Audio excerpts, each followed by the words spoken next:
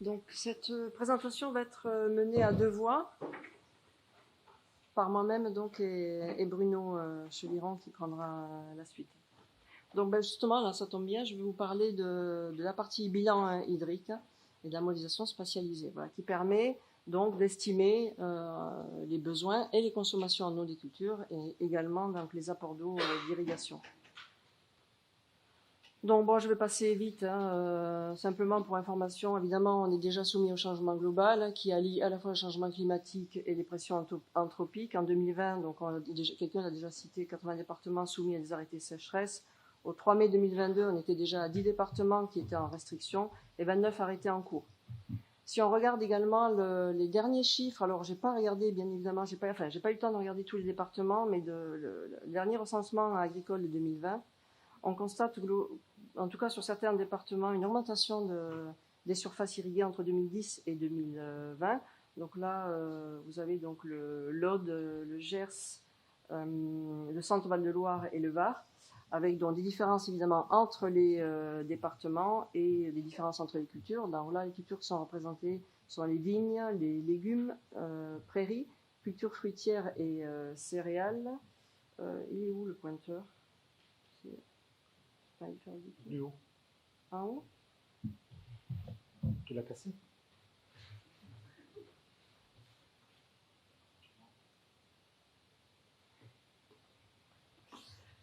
Voilà, avec par exemple dans le Var une augmentation de 600% des surfaces irriguées pour les vignes. Voilà.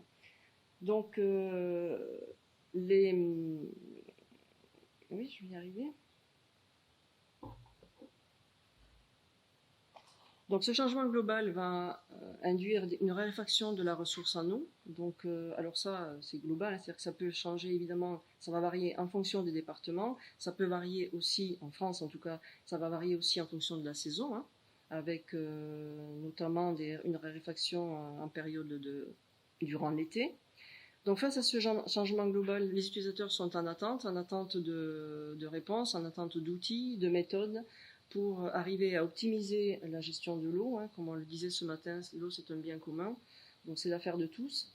Et donc afin de répondre aux différents usages. Donc, et ces questionnements, ces attentes, elles vont dépendre des utilisateurs. Donc un gestionnaire va avoir un certain type de demande, notamment ils vont être en attente d'outils et de méthodes pour arriver à optimiser la gestion de l'eau en cours de saison notamment, donc on est plutôt dans un cadre opérationnel, alors que les services de l'État vont plutôt être en attente d'outils et de méthodes pour la planification et pour avoir une vision à plus long terme. Donc l'enjeu pour les scientifiques par rapport à ces questionnements, c'est de développer des méthodes et des outils qui soient robustes, qui soient valides, donc qui soient transposables d'un territoire à l'autre et d'une année à l'autre, avec comme enjeu particulier de tenir compte de la spécificité des territoires. Alors un territoire, ça peut être un bassin versant, ça peut être une région, ça peut être un département, ça peut être même être des ASA. Donc, parce que les politiques, en tout cas, peuvent se décliner à l'échelle des territoires. Et puis, le rôle des scientifiques aussi, c'est de fournir des incertitudes par rapport aux méthodes qui sont fournies, ainsi qu'aux résultats, évidemment. Donc, je vais vous parler je vais vous présenter deux types de plateformes de modélisation qui reposent donc sur l'utilisation de la télédétection. Donc, la liste n'est pas exhaustive, il y a énormément de plateformes de modélisation intégrées qui sont développées au sein des laboratoires. Mais je vais peut-être vous parler de ce que je connais. Je ne sais pas pourquoi. Ah oui, parce que ça clignote. Bon, c'est pas grave. C'est la fin de la journée, le pointeur est fatigué. Donc, je vais vous parler de la plateforme de modélisation spatialisée ModSpa. Alors, je vais passer assez rapidement parce que Gilles en a parlé. Mais deux mots. Donc, c'est une plateforme qui utilise en entrée donc des données de télédétection, comme vous pouvez l'imaginer. Donc ces données de télédétection, en fait, elles permettent de suivre la dynamique de la végétation.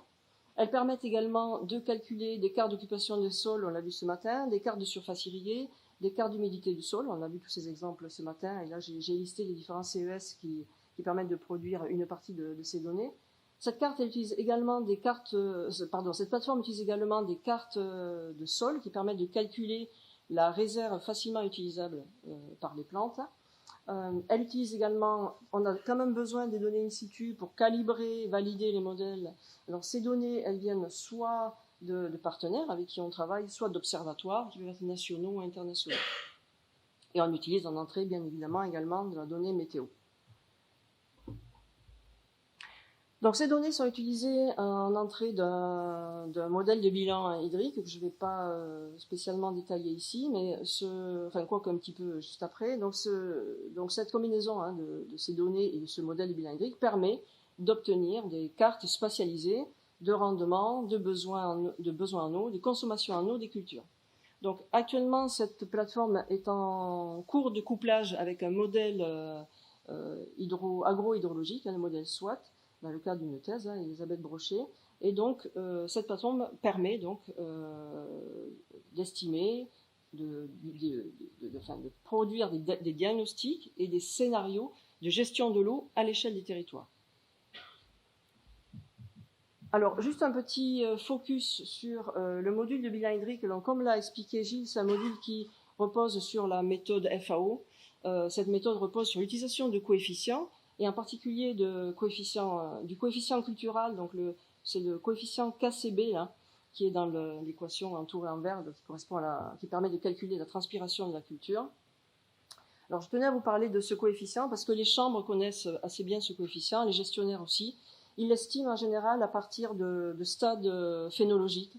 Sauf que pour connaître le stade phénologique, il faut aller sur la parcelle. Donc les chambres, par exemple, disposent d'une vingtaine de parcelles sur l'ensemble du département pour déterminer ce KCB. Donc on peut s'imaginer que 15 parcelles sur un ensemble du département, on est quand même un peu limité concernant la représentativité du département. Donc on développe on a développé des outils qui permettent, à partir de la donnée de télédétection, d'estimer le KCB. Donc, ce qui permet donc d'avoir un KCB et donc une évapotranspiration réelle sur l'ensemble du territoire. Pour arriver à ça, on utilise également des cartes de sol. Donc on a de la chance en France, on dispose maintenant de cartes de sol à l'échelle qui couvrent donc la France. Donc il y a soit la carte GSM, soit la carte RRP. Donc ce sont des cartes différentes mais qu'on utilise. Voilà. Et puis on utilise également donc, des données d'évapotranspiration potentielles fournies par Météo France. Alors voici un exemple de sortie de la plateforme. Donc là c'est l'estimation des apports d'eau d'irrigation. Donc c'est un travail qui a été réalisé sur le bassin versant d'Ado-Ramon. Donc en entrée du module du bilan hydrique, on utilise les cartes de surface irriguée dont on vous a parlé ce matin. Ces cartes de surface irriguée donc, vont permettre ensuite de spatialiser les besoins en eau. Donc là, sur la carte suivante, là, sont représentés les besoins en eau d'irrigation. Donc on voit donc les besoins en eau qui varient de 30 à 180 mm. Alors vous pouvez constater un gradient sud-nord sur cette carte. Eh bien, ça correspond en grosso modo quand même à un gradient de pluviométrie. La pluviométrie est représentée par les zones en grisé. Donc effectivement, il y a beaucoup plus de pluie au sud qu'au nord, et donc les apports d'eau d'irrigation sont plus importants au nord qu'au sud. Alors, on a pu également, grâce à des partenariats, évaluer en tout cas les quantités saisonnières modélisées, donc en millimètres, des apports d'eau en millimètres, donc saisonniers. Donc vous avez donc là le résultat du modèle en ordonnées et les données fournies par les partenaires en abscisse. On voit que le biais est relativement faible. Par contre, on a une erreur quand même de l'ordre de 50 mm, soit un peu plus d'un tour d'eau sur la saison.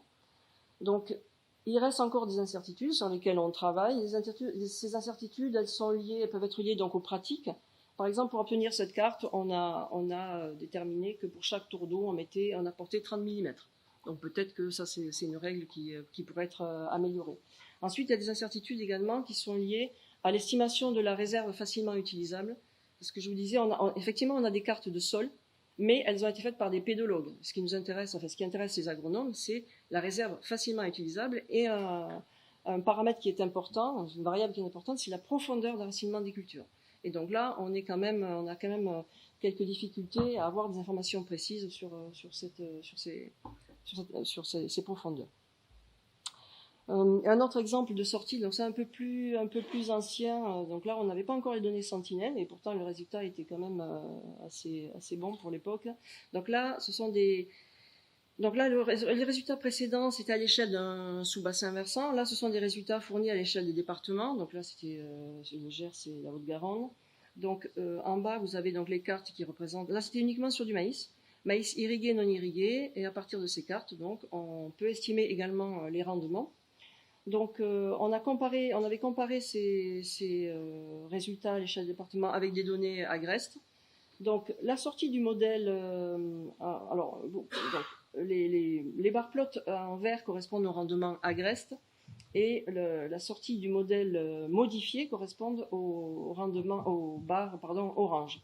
Donc, le barre bleu correspond à la plateforme avant le démarrage de la thèse. Donc ça, c'est effectivement le travail de thèse aussi, le travail de recherche, c'est d'améliorer les méthodes. Donc on a vu qu'on était arrivé quand même à des résultats intéressants qui permettaient donc de bien estimer la variabilité interannuelle. Alors je vais vous parler maintenant d'une autre plateforme de modélisation intégrée qui a été développée sur le territoire de l'Accro par le laboratoire EMMA. Donc cette plateforme de modélisation permet de simuler les productions, l'évaporation et le drainage. Elle est également couplée avec un modèle hydro qui permet de simuler l'évolution de la nappe de l'Accro. Elle utilise également en entrée des données climatiques, des cartes de sol, également des données satellites qui sont utilisées par exemple pour détecter les coupes, pour les prairies notamment, et détecter également les dates d'irrigation. Alors avec cette plateforme, ils ont proposé des scénarios de changement climatique couplés à des changements d'utilisation des sols et changements de pratique. Donc là, en l'occurrence, ils ont fait des tests avec de changement climatique avec augmentation donc de température, changement d'utilisation des sols avec moins 12% de prairies et changement également dans les pratiques avec moins 30% d'eau d'irrigation, donc avec des restrictions sur les tours d'eau. Donc là, les cartes qui sont présentées correspondent à l'état présent. Donc vous avez des cartes donc, de gauche à droite de rendement, de drainage et de niveau de la nappe. Et puis, une fois le scénario, la plateforme tournée qui a tourné en mode scénario, on a donc une évaluation donc, du rendement, du drainage et du niveau de nappe, avec donc des rendements qui ont augmenté de 6%, un drainage qui a été réduit de 30% et des stocks d'eau réduits de 20%. Donc, en conclusion et perspective, je dirais que, évidemment, tous ces travaux menés par les scientifiques montrent que la télédétection apporte un fort potentiel, surtout lorsqu'elle est combinée à des modèles agrohydrologiques pour le suivi et la gestion des ressources en eau. Il reste des incertitudes à lever, et donc ces incertitudes elles peuvent être levées en assimilant, justement c'est ce que disait également Gilles, en assimilant des données de télédétection multicapteurs. Donc là, les plateformes que je vous ai présentées utilisent des données Sentinel-1, Sentinel-2, mais nous aussi, évidemment, on attend avec impatience les données thermiques de la mission Trishna. Ensuite, quand même, la journée aujourd'hui, c'est pour objectif de discuter du transfert. Donc, les plateformes que je vous ai montrées, à part si celle de l'Accro, elle a été transférée à l'agence qui s'occupe de gérer la nappe de l'Accro. Mais globalement, ces plateformes développées par les scientifiques n'ont pas vocation à être transférées. Pour que le transfert marche, il faut que les questions et les outils soient co-construits avec les utilisateurs. On voit que les données satellites sont facilement, en tout cas elles sont téléchargeables, mais ça ne suffit pas. Pour pouvoir exploiter ces données, on a encore besoin d'expertise pour donc exploiter les données, les outils et les produits, et surtout être conscient des niveaux d'incertitude et des domaines de validité des images. Ce n'est pas parce que vous avez une image en main que vous lancez IOTA 2 que finalement le produit sera bon. Non. Ça reste encore quand même des questions qui demandent de l'expertise. Ensuite, selon les utilisateurs, soit les compétences peuvent être intégrées au sein de l'organisme, ça c'est un peu l'exemple qu'on a vu avec toi Julien, vous avez décidé d'intégrer ces compétences, soit on a besoin d'un maillon intermédiaire qui permet effectivement de faire le passage entre le laboratoire et les utilisateurs finaux. Donc là c'est les PME, TPE, etc.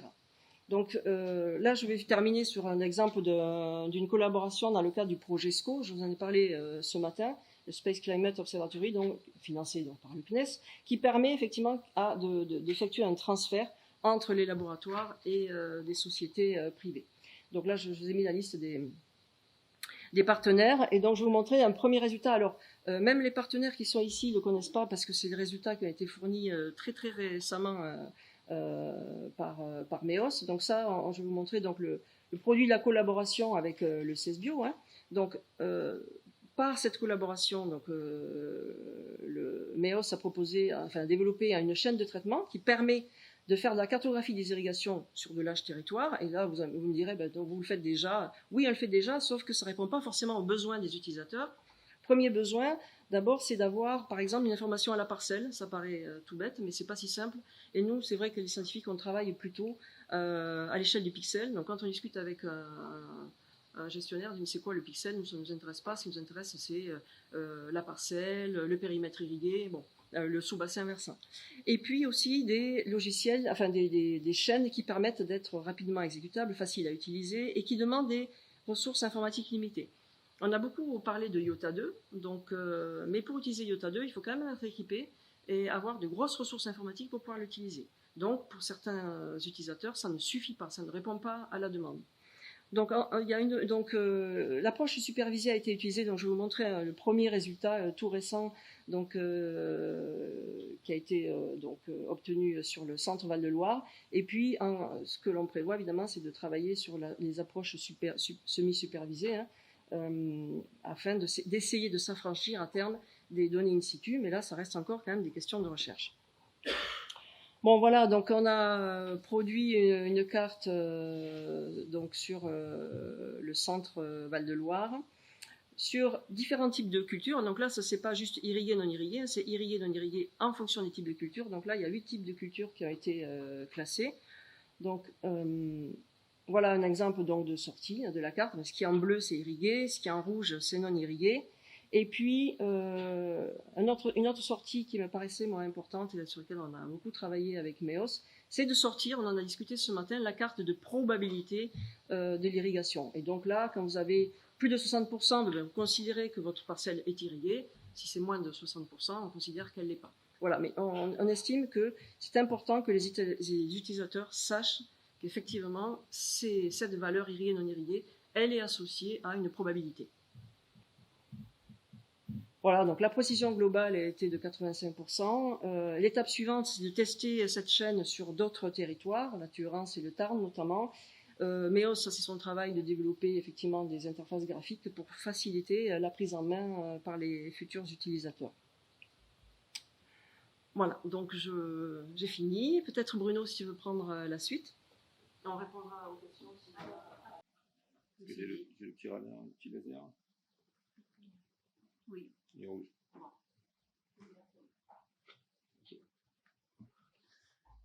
Alors, bonjour à tous, merci de l'invitation, chers camarades.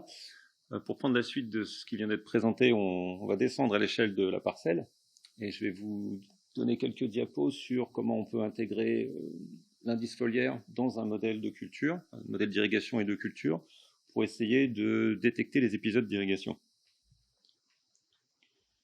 Au niveau du contexte, ces travaux prennent place dans le cadre des activités de l'équipe Optimist que j'anime. Donc Optimist, c'est pour optimisation du pilotage et des technologies de l'irrigation, minimisation des intrants, transfert dans l'environnement. Ça veut dire qu'on travaille sur les processus physiques à l'échelle de la parcelle et à des échelles aussi plus petites, typiquement en milieu agricole, mais aussi un petit peu en milieu urbain.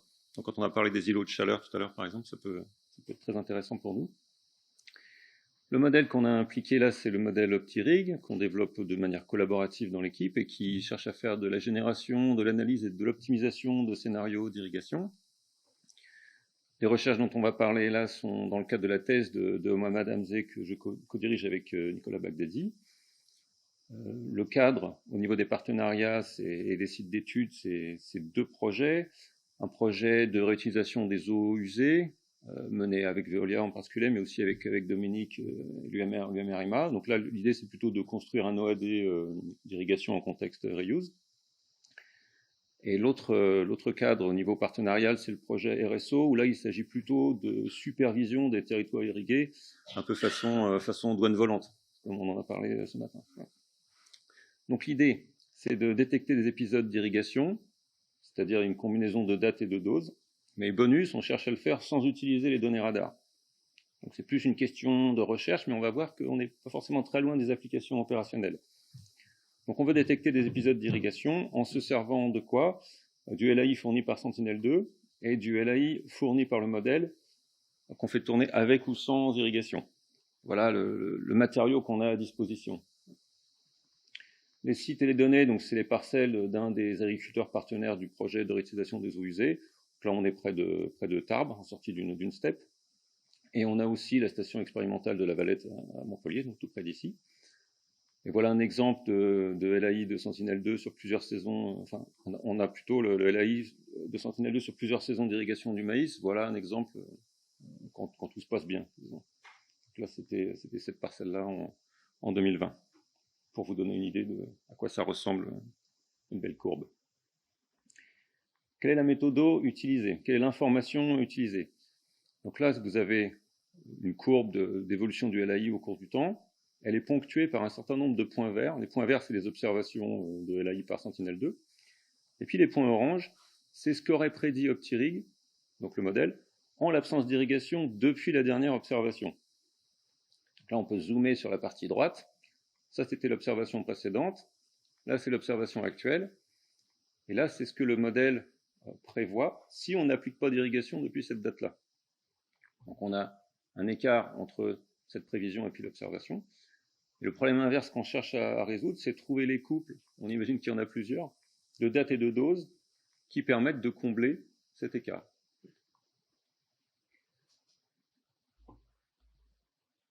Comment on mène l'enquête, comment on fait cette recherche?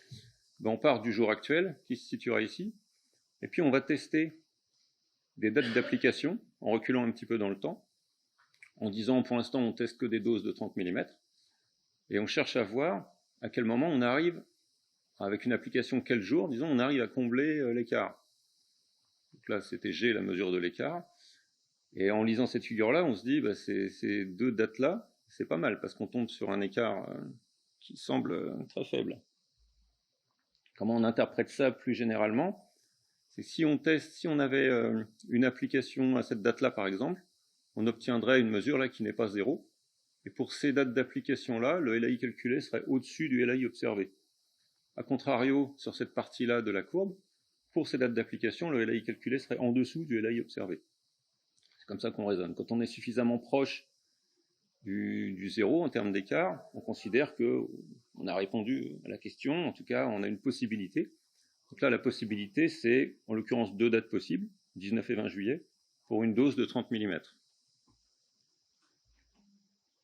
Mais on ne se contente pas non plus de regarder des doses de 30 mm. On peut faire le même travail avec des doses de 20 mm, ça ne donnait rien, ou avec des doses de 40 mm, et là, ça donnait comme date possible peut-être le 20.